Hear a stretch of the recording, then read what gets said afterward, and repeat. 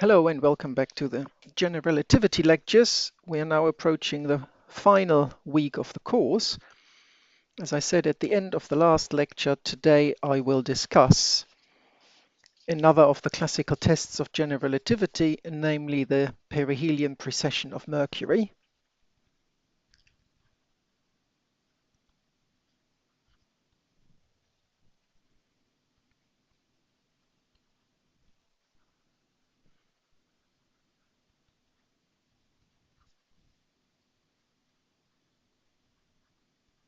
We are looking at Mercury because Mercury is the closest planet to the Sun and as such experiences the strongest effect. The effect is a compound effect, so the more you go round, the more you can see this, and the closer you are, the stronger the effect is.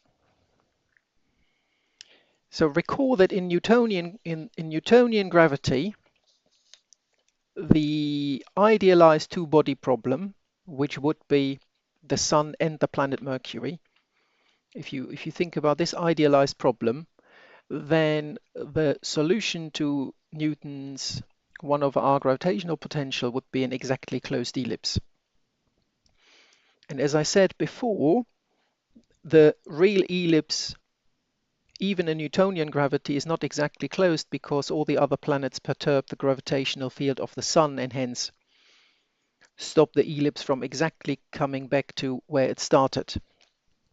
In general relativity, however, the two-body problem itself, without any perturbations coming from the other planets, already gives rise to an ellipse that isn't closed. And I will show you most of the calculation that you will need in order to derive this result, but I will not go into as much detail as I did when we discussed light deflection. And this has mainly to do with the fact that I want to do a few interesting bits towards the end of the course. So this bit will not be done in complete detail. As before, we always start recalling our geodesic equations.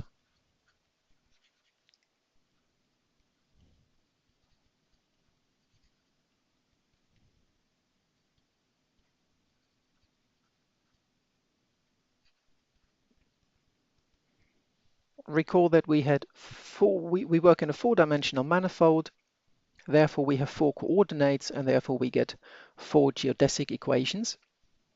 We could always set our angle theta to be pi/2, which meant choosing coordinates so that we work in the equatorial plane.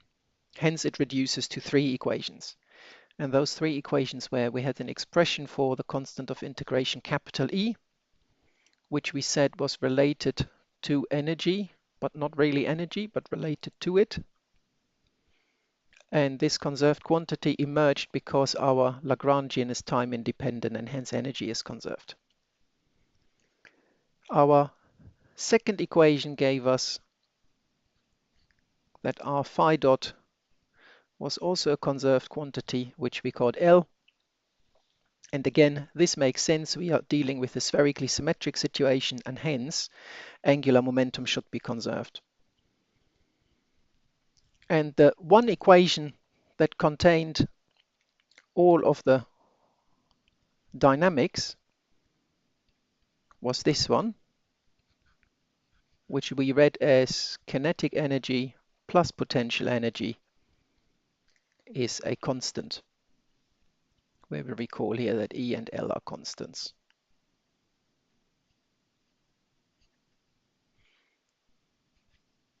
And we had an explicit expression for our effective potential. That was L squared over 2R squared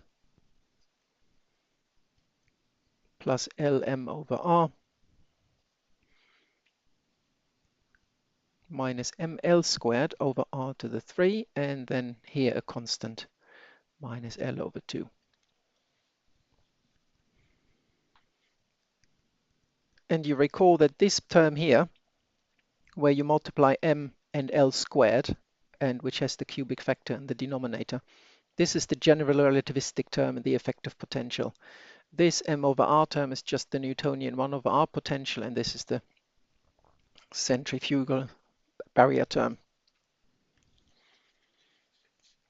When we discussed light deflection, we could set L to 0 because we were dealing with the trajectory of a massless particle. If we are interested in the perihelion precession of Mercury, then obviously Mercury is a planet, has a mass, and hence we cannot use that L equals 0. Hence, we have to set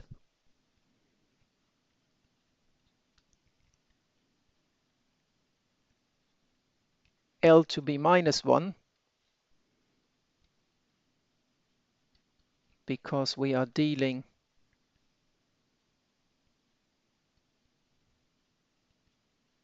with a massive particle.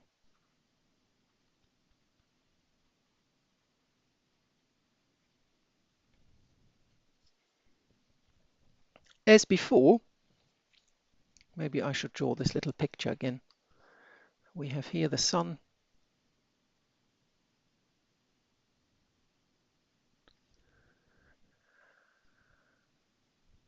and here we have a planet.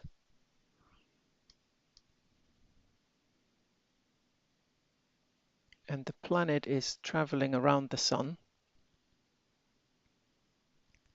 However, the ellipse doesn't quite close. This is of course highly exaggerated. And what we are seeing here is that the first ellipse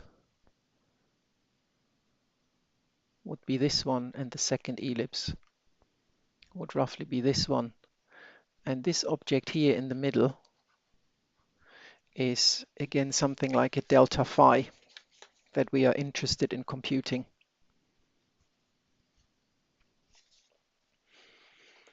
Which means, as before, it makes sense to eliminate the parameter that describes the geodesic equation. In this case, we always call this by default lambda, our affine parameter lambda. And what we did previously, we arrived at a differential equation for dr d phi. This is exactly the correct approach to follow also for this case. So similar to before, similar to, I'm just writing here, light deflection.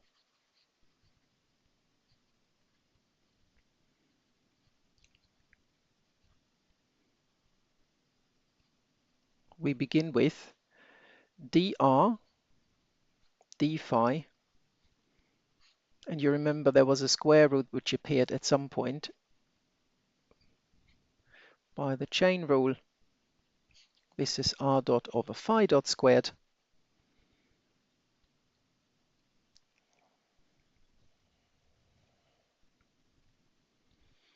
And now we can look at this here.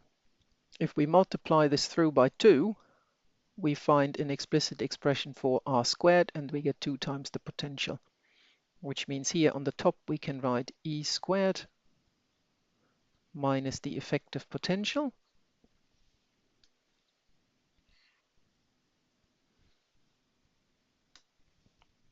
And here we want phi squared, which means we divide by r squared and then square.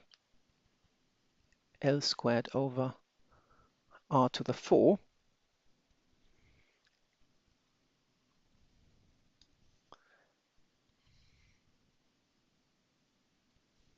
And now we substitute in what our effective potential is. E squared minus L squared over 2r squared. Recall L here is now -1. Because we subtract, this becomes a plus.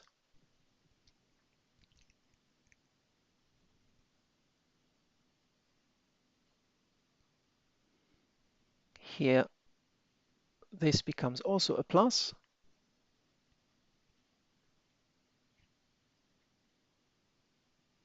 And L is -1, making this +1, but we are subtracting -1/2.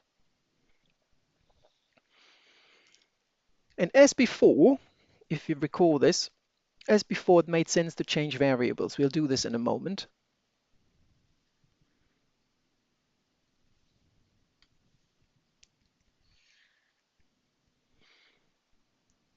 We have here an L squared that we will leave. And here we have this term which becomes an r to the 4. We have hence here an r to the 4 e squared minus L squared over 2 times r to the 4 r squared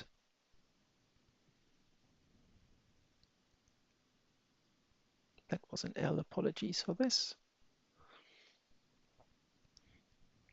plus m r to the 3.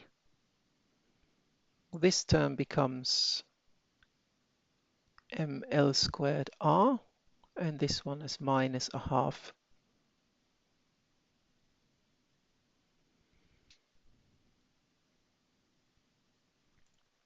r to the 4.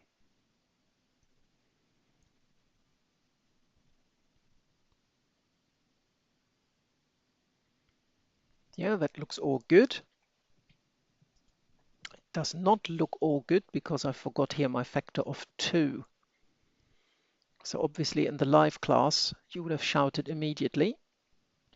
There's a factor of 2 here, which means there's a 2 here, a 2 here, a 2 here, and a 2 here.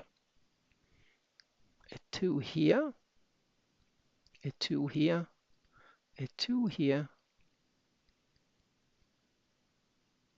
and a 2 there. Let's simplify this ever so slightly, just to tidy it up a little bit. We have here r to the 4 e squared minus 1. Here we have minus L squared r squared plus 2mr to the 3 plus 2ml squared r divided by L squared. And we now, as before, introduce the variable u, which is 1 over r. So as before,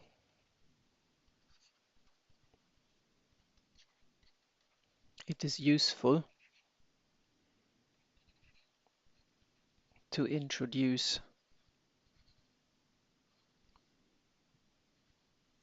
u being 1 over r.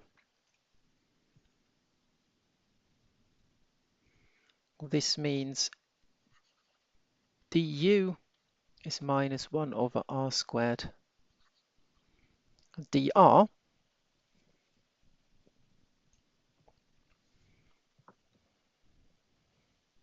If we now look at this object here, we have a dr here, which is squared. Dr squared is hence r to the 4 du. Let's substitute this all in. And here you see this gives us 1 over u to the 4 as a square, which is the same as 1 over u to the 4 du squared. This implies now the following. We have here du d phi squared, and we just said that dr squared becomes 1 over u squared. There's a 1 over u to the 4 here. And now we start dividing out the L and collect all the terms. This term here becomes 1 over u to the 4 e squared minus 1 divided by L squared. That's this term dealt with. The next term here, you see we have a minus L squared over L squared, which cancels, and r squared becomes 1 over u squared. So that one is done. This one is done. Next term here is plus 2 m over L squared, 1 over u to the 3. That's this one done. And then we'll do the last one straight away. Plus 2m, the L squared cancels, and you get 2m 1 over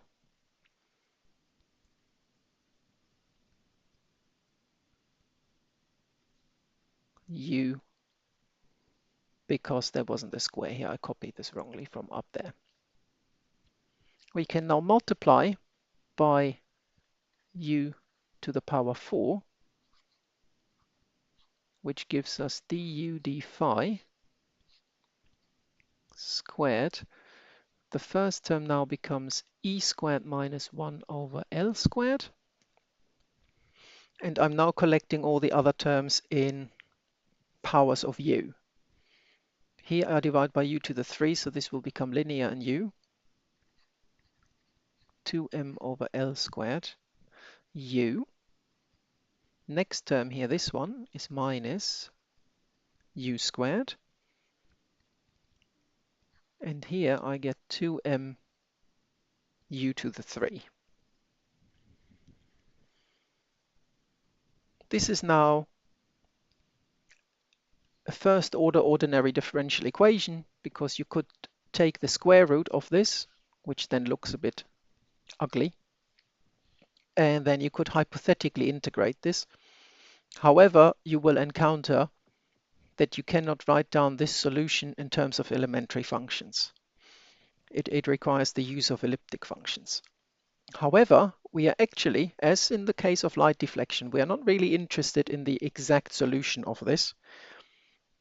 What we really need is some form of approximate solution, something that is either linear in our quantity m, for instance, if an expansion in m is meaningful, or in some other way that we need to talk about. It turns out here that you see that this term here is linear in m, and so is that one. But recall that we said before, I'm writing this in blue, this term here, if we go back to our effective potential, and then you trace where all these terms come from, this is the barrier term, and this one was the GR term.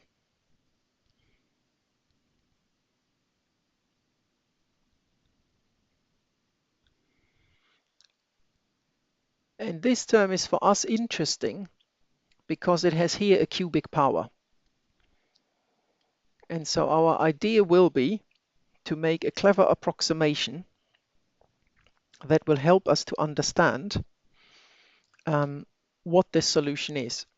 So if you go back, you can see that this is actually the term that is the general relativistic correction from the potential. So this is the GR correction to the Newtonian potential.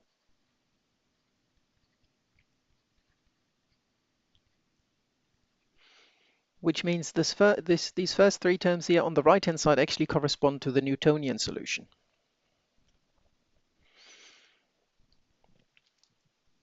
Remember now that u is 1 over r, and think about the picture. The picture we have in mind here is the planet Mercury circling around the Sun. Hence, this u term, which is 1 over r, is very small.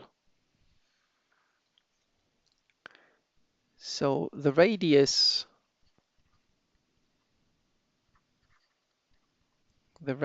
r is roughly, so it's approximately the distance between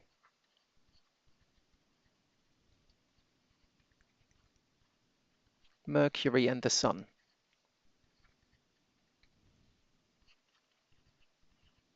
Hence U is small, which means U squared is even smaller, but more importantly, U to the 3 is the smallest contribution on this right-hand side to this differential equation.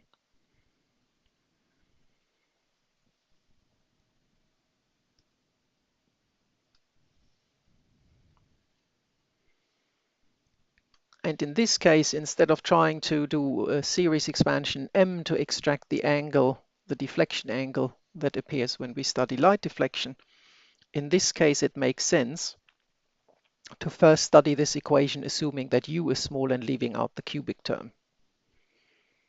Step 1 is now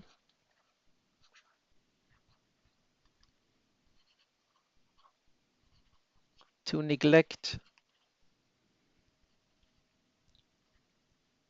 this term. The reason is not because of m, the reason is because U is particularly small. In this case, what we need to solve is du d phi squared equals e squared minus 1 over L squared plus 2m over L squared U minus U squared. When you see a right-hand side like this, you are thinking immediately something like completing the square. Let us set, we are now writing V U minus m over L squared. Then you get that du d phi, so U is a function of phi and therefore V is a function of phi. They're of course the same because you're only shifting. And I'll show you this bit explicitly. This means we get dv d phi squared equals e minus 1 over L squared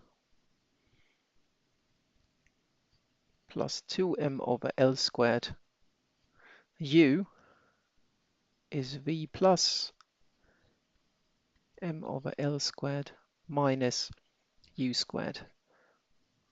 V plus m over L squared squared. You can work this all out.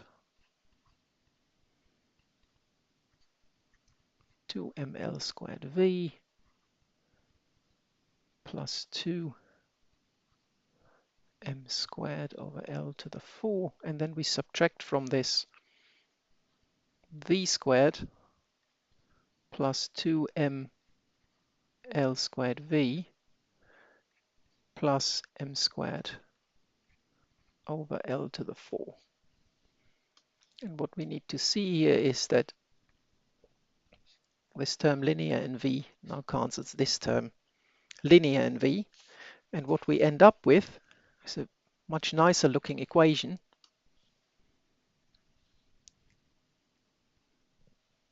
Oh, wrong color.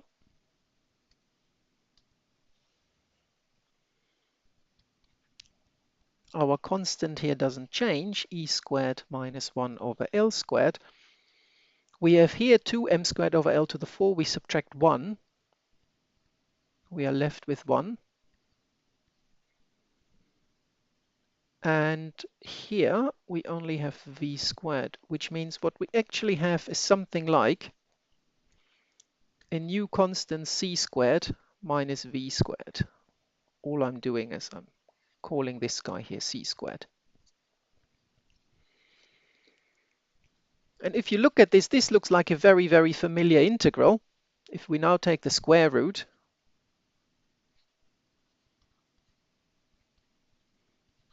you have c squared minus v squared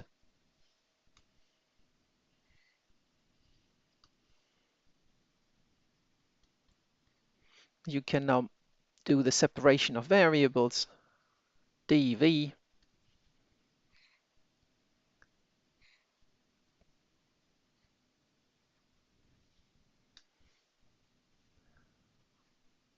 c squared minus v squared equals d phi. You integrate this standard trigonometric substitution, which gives you either sine or cosine depending on your which way around you want to play this. I leave this to you. You end up simply with this being u. U was v plus m over L squared.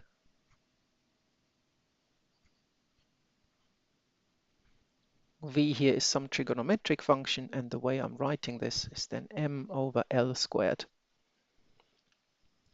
plus c. I want to write it with cosine phi plus phi 0, where phi 0 is my constant of integration.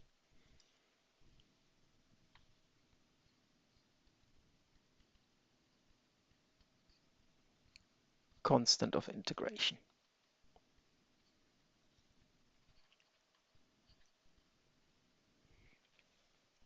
That looks a bit ugly, apologies, but that means constant of integration. So there is a very interesting exercise that you can now do and actually convince yourself that what we've just written down is the Newtonian ellipse, the Newtonian solution. So this is the Newtonian ellipse.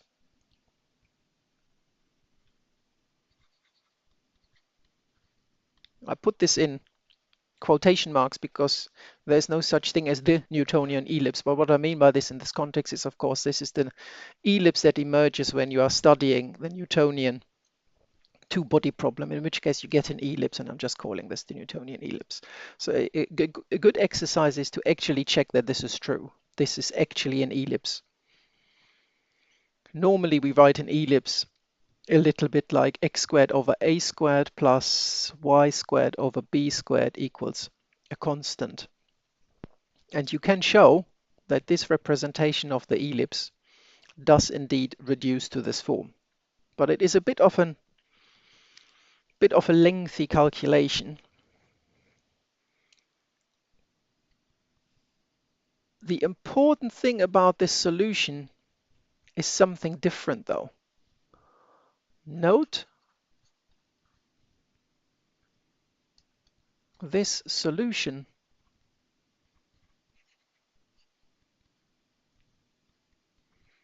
is 2 pi periodic. That is the most important aspect of this solution. You see this from here. And therefore you get a closed curve. You have a 2 pi periodic solution, which means after a certain amount of time, or, well, time is here really not a present variable, but as your angle goes around, at some point it comes back to its starting point. So the solution is 2 pi periodic, and this means we have closed orbits or closed ellipses. A closed ellipse.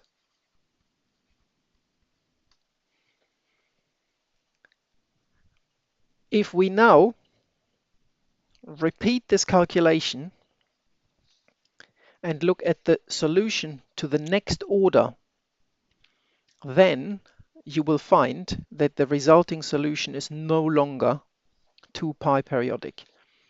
And I will show you how to do this, but I will skip the odd detail because the calculation gets a little bit involved.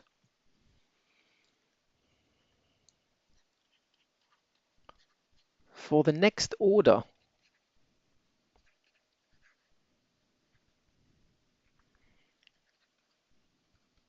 we use the following trick.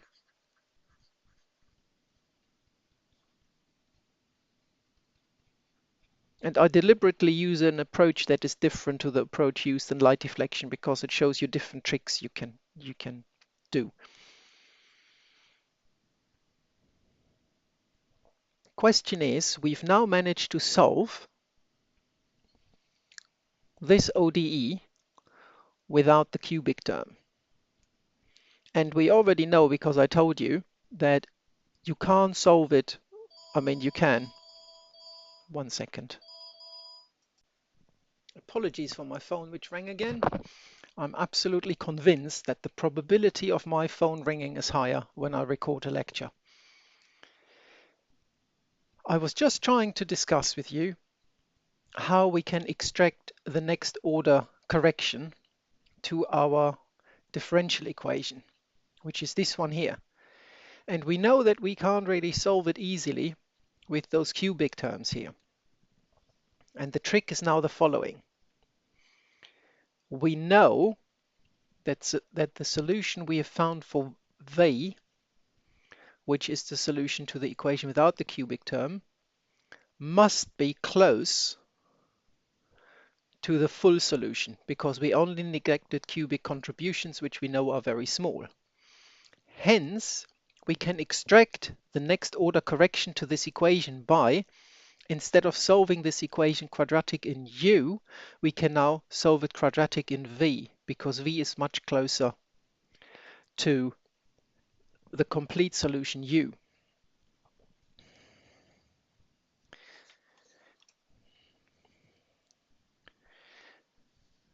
So let us substitute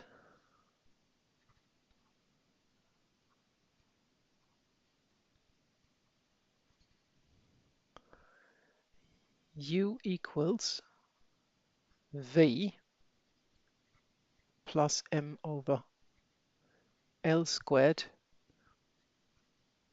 into our ODE. We know already that nothing really happens to the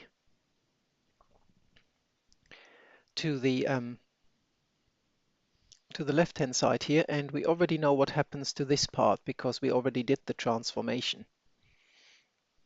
Which means we can now write dv d phi squared. So we have what we had before, but I'm writing out the constant because I'll need another constant. So we had e squared minus 1 over L squared.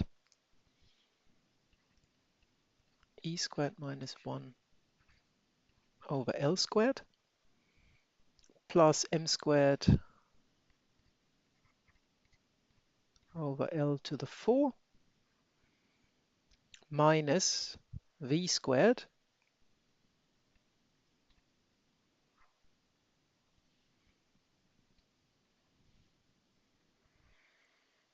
and the term we left out was 2m u to the 3 plus 2m u to the 3. But u was v plus m over L squared to the power 3.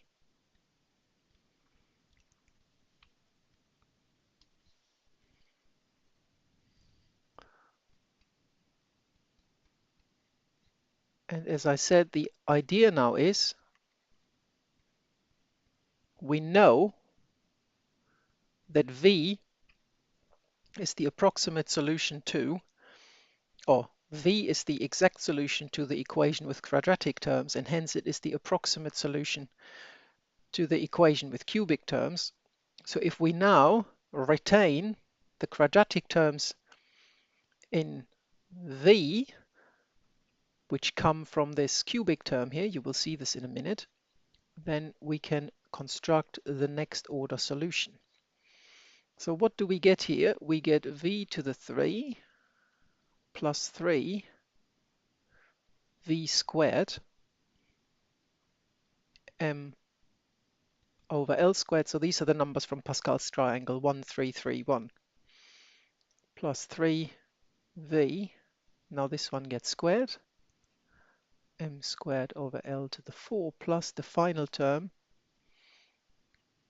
m to the 3 over L to the 6. And what you are seeing here is that we neglected u to the 3 because it was cubic, but once we write it as v plus m over L squared, you see this term now contains something that is a constant, a term linear in v, a term quadratic in v, and another cubic term, which means by putting this back into the original equation, only remaining or retaining terms up to quadratic order and v, we actually end up with another differential equation, which is closer to the full equation than the previous one we worked with. Minus v squared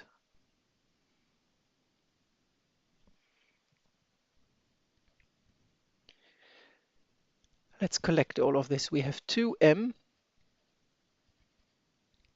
m3 over L to the 6 plus 2 times 3 is 6, 6v m cubed L to the 4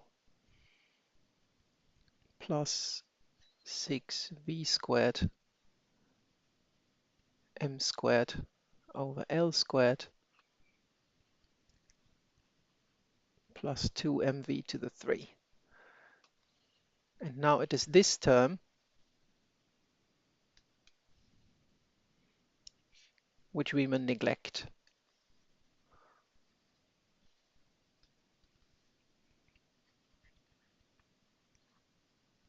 We now neglect the v to the 3 term.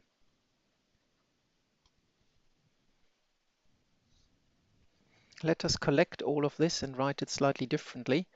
Our equation now is dv d phi squared. Let's start with all our constants. We have e squared minus 1 over L squared.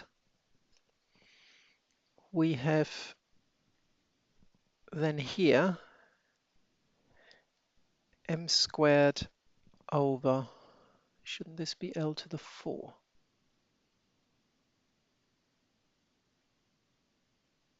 Yeah, I copied it wrongly again.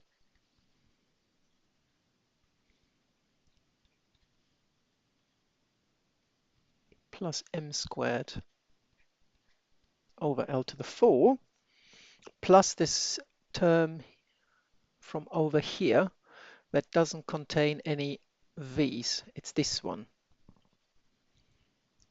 Plus 2m to the 4 over L to the 6. Plus, now we have this term here, which is linear in v.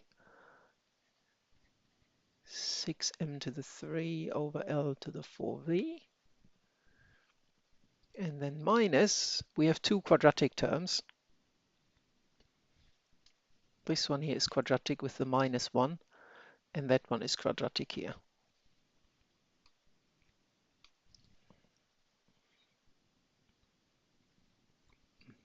1 minus 6m squared over L squared v squared. Okay, if we now look at this equation and compare with our first equation that we solved, this one, well, what was the trick to solve this equation? It was fairly straightforward. It was quadratic here, which meant we could complete the square and then solve the resulting integral, and that was an elementary function, simply cos. If you now look at this, the form of this equation, let me write this in turquoise. The form of this equation was something like alpha plus beta u minus u squared, where alpha and beta are constants.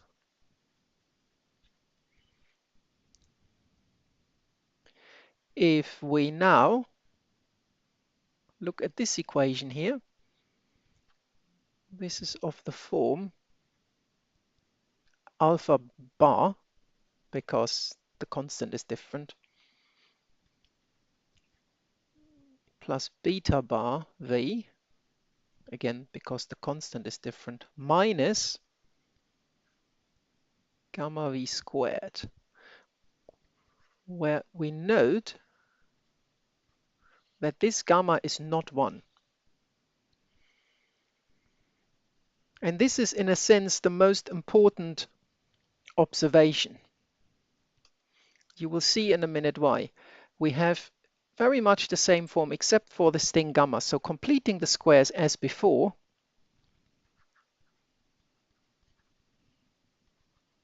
we set W to be V minus 3m cubed over L to the 4. And now 1 minus 6m squared over L squared to the minus 1. And you need this because what we are doing, we are effectively dividing by this vector and then completing the square. If you do this, it's a little bit of algebra involved, slightly messy, but fairly straightforward. I mean, there's nothing difficult about this. It's just doing all this work explicitly. You end up with the following equation. C1 squared minus C2 squared W squared, which is very nice, where C2 squared is our factor here, 6m squared over L squared, which is really important. Again, if we compare this with the previous result in U, in V, apologies, in V, it was C squared minus V squared, which meant we ended up with cos phi plus some constant of integration. Now there's an extra factor here. And this extra factor, so obviously C1 squared is lots of stuff here, but that's not so interesting for us. The solution is, this is the interesting bit,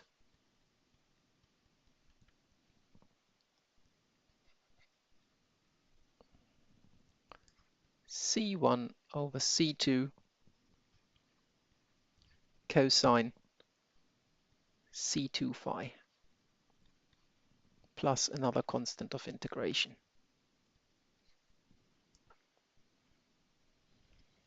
And the most important bit of this result is that this solution is not 2 pi periodic.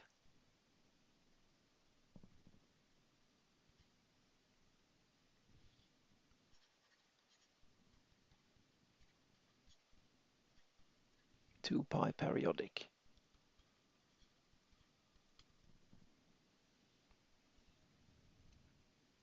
And what we can simply do is we can express this as follows. Delta phi is now 2 pi over C2 minus 2 pi, which gives us 2 pi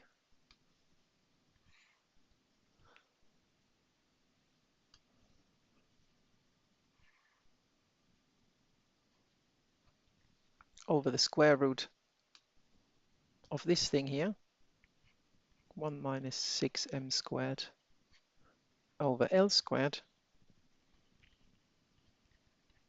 minus 2 pi.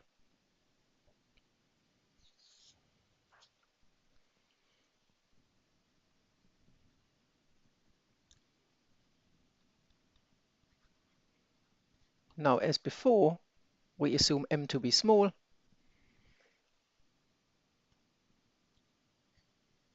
So we write this as 1 minus 6m squared over L squared to the minus 1/2 minus 1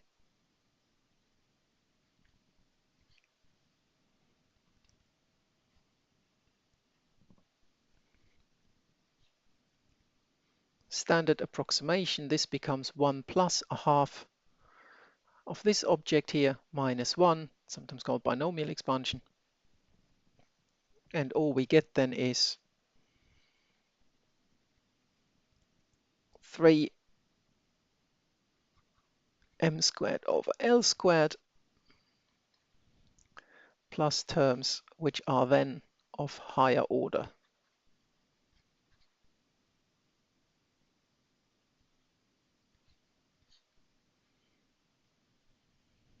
Which means we have, as a result, that delta phi 6 pi m squared over L squared. Last step, we can use our angular momentum expression to show that L squared is approximately Rm,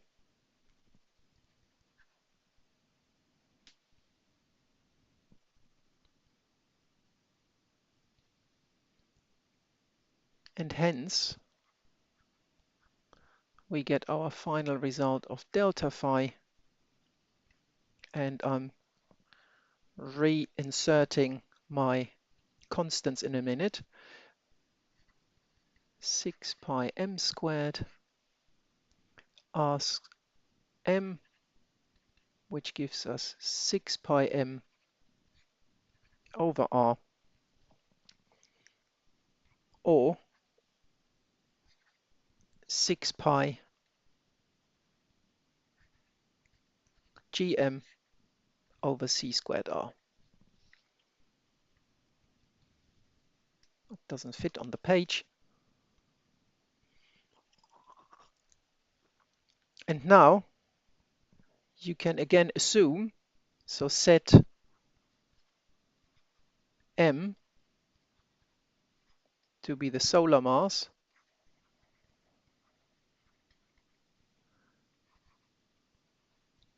and r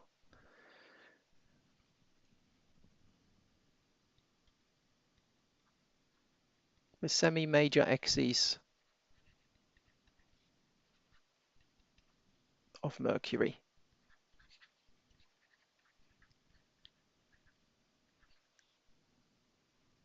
And this all gives a delta phi of the order 4.81 times 10 to the minus 7, which you can convert into 41 arc seconds per century.